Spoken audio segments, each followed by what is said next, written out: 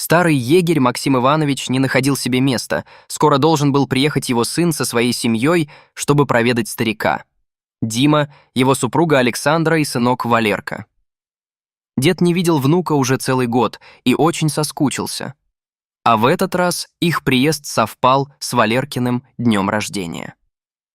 Двойная радость для старика.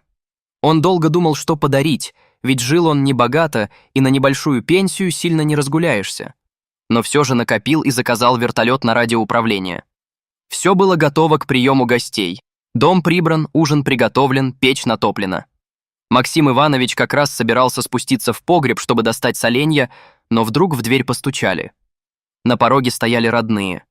Внук с разбегу прыгнул на деда и повис на нем, крепко обняв. «Дедушка, я так соскучился!» — кричал Валерка. «Внучек, ты не представляешь, как я скучал!» — сказал старик и усадил ребенка себе на шею. «Ну, пойдемте скорее в дом», — улыбнулся Максим Иванович. Празднование дня рождения шло как положено. Теплый зимний вечер, богатый стол, потрескивающие в печи поленья и душевная семейная беседа. Дети рассказывали деду, какие у них дела, работа, какие заботы в городе, а внук сидел и внимательно слушал. Неожиданно для всех Валерка прервал молчание. «Дед, а расскажи какую-нибудь историю про лес, ты же знаешь». «Ну, конечно, знаю, да не одну. Давай я тебе расскажу самую поучительную. Случилось это лет 15 назад, я тогда и моложе был, и шустрее. В лес ходил постоянно, все проверял, инспектировал, следил, чтобы все было хорошо. Так оно и было на протяжении многих лет, но именно в тот год по деревням прошел слух, что начали у нас в лесу орудовать браконьеры. Это дяденьки такие нехорошие, которые обижают зверей в лесу. Да не просто орудуют, а прям терроризируют все окрестности. Явно приезжие. Знали, что у нас тут в глуши силы невелики, чтобы их словить. Тем и пользовались. Мы постоянно находили в лесу следы их присутствия. То остатки походного лагеря, то след от убитого зверя. Но встретить их самих пока никому не удавалось. Хитрые и умелые те были. Сколько их человек, никто не знал. А вот так столкнешься с ними в лесу, потом и не найдут тебя. В общем, продолжал я дело свое делать, но вел себя с опаской, никогда без ружья в лес не ходил, всегда осматривался и прислушивался. И вот в один такой день, совершая свой обход, я услышал несколько выстрелов. Они раздались совсем недалеко, буквально в 100 шагов. От неожиданности внутри похолодело. Я сразу начал прикидывать, что и как. Я понимал все риски и опасности от встречи с бандой этих браконьеров, но мой долг и моя совесть не позволили мне отступить назад. Когда я сделал буквально 30 шагов, слева неожиданно выскочил молодой медведь. Я даже не успел испугаться, как он рухнул и перестал шевелиться, тяжело дыша и поскуливая. Вслед за ним из-за деревьев показались 3 фигуры в камуфляжной одежде с ружьями на плечах. Это были они. Я скинул ружье с плеча, выстрелил в воздух, а потом направил на одного из них. «А ну стоять!» — крикнул я. «Ладно, дед, ты только не нервничай», — ухмыльнулся один из них. Он у них был главный. Морда страшная, глаза темные и стеклянные. «Мы, дед, сейчас тихонько уйдем и сделаем вид, что друг друга не видели. Да? Нас 3, а ты 1. Мы же не хотим, чтобы кто-то пострадал». У меня в голове одновременно крутилось много мыслей. С одной стороны, отпускать негодяев не хотелось, а с другой, что я мог сделать? Он прав, их 3, а я 1. Ну, стрельну я в одного, а дальше что? «Папа, хватит пугать ребенка, не для детей такое», — внезапно прервал рассказ Дима. «Как раз для будущего мужчины самое то, зато на всю жизнь запомнит, как делать надо и как не надо», — отрезал Максим Иванович. На чем я остановился? Плохие дядьки начали медленно отступать назад, пока вовсе не скрылись в лесу.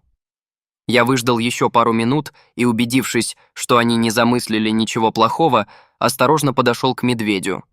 Он был совсем молодой, судя по всему, только недавно ушел от мамы и начал самостоятельную жизнь, вот и попал по неопытности в лапы к негодяям.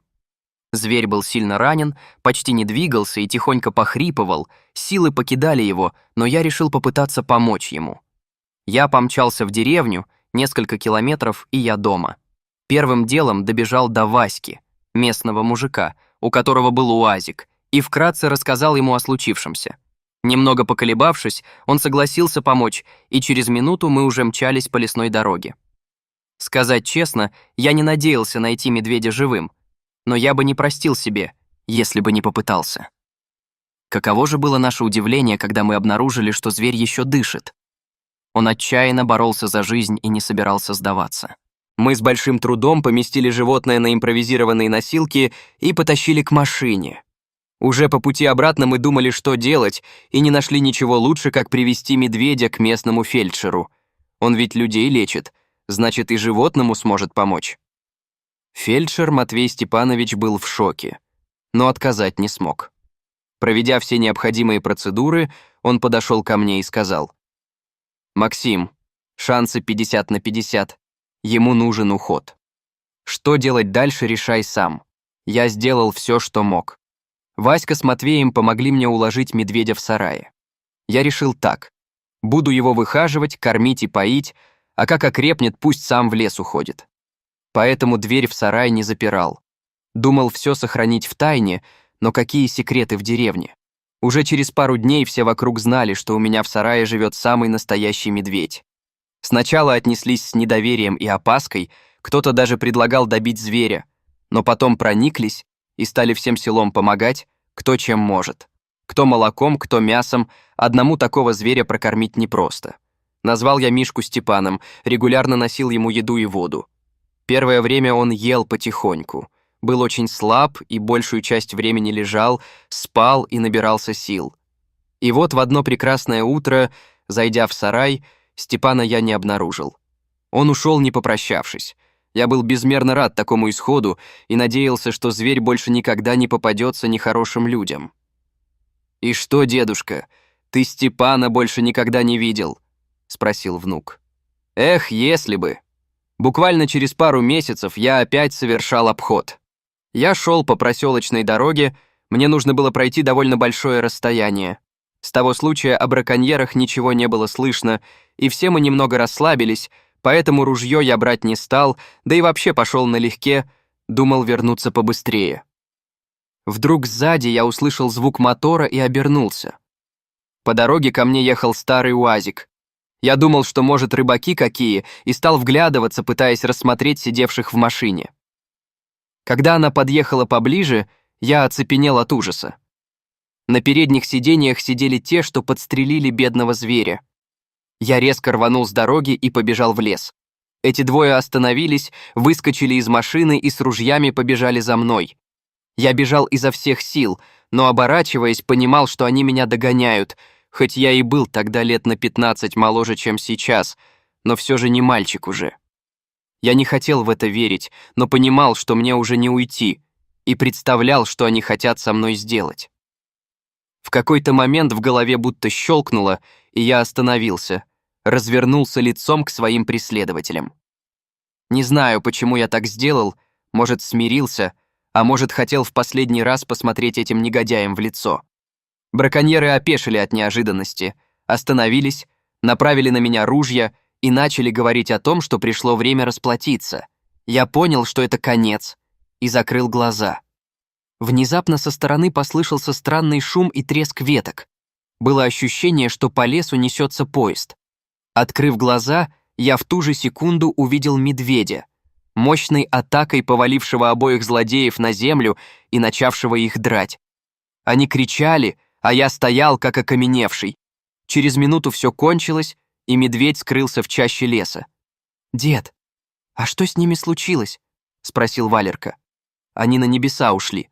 Так бывает с плохими людьми, что их Бог раньше времени забирает», — задумчиво ответил дедушка. «Страсти какие? Папа, а что с медведем дальше было? Его нашли?» С неподдельным интересом спросил Дмитрий. «Отстрел медведя поручили нам, местным егерям, больше-то некому. Спустя какое-то время мы отчитались, что зверя не нашли. Сказали, что он покинул свою территорию и ушел отсюда навсегда». С хитрой ухмылкой ответил Максим Иванович. «Вот так, ребята, Степан спас мне жизнь. Отплатил, как говорится, той же монетой. И если бы не он, Я бы сейчас тут не сидел и не рассказывал бы вам эту историю. Дорогие зрители, если вам понравилось это видео, то ставьте лайк и подписывайтесь на наш канал. До свидания.